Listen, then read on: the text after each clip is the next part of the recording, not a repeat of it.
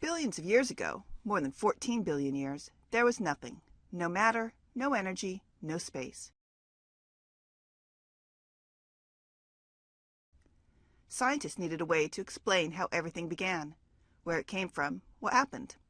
Although there are several different theories about the origins of the universe, the Big Bang theory is the prevalent one because no other model is as good at explaining everything in the universe. The Big Bang theory isn't perfect, but it's the best we've got. Scientists believe our universe comes from a singularity.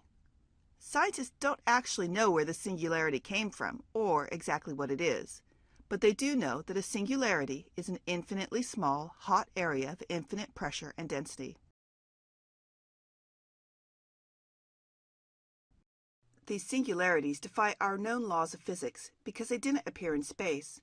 Rather, space began inside them. Before the singularity, nothing existed. There was no space, no time, no matter, no energy.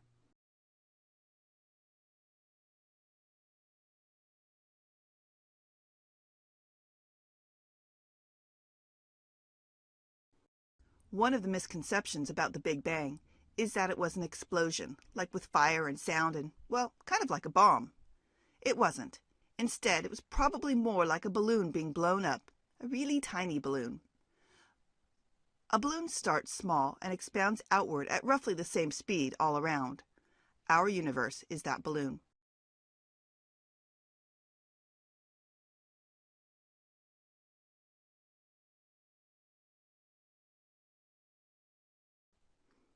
When scientists first propose a hypothesis to explain a phenomenon, they expect to find certain evidence to support it and turn their hypothesis into a theory.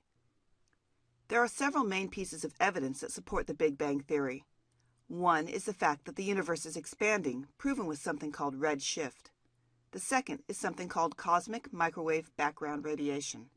The third is the abundance of different elements in the universe.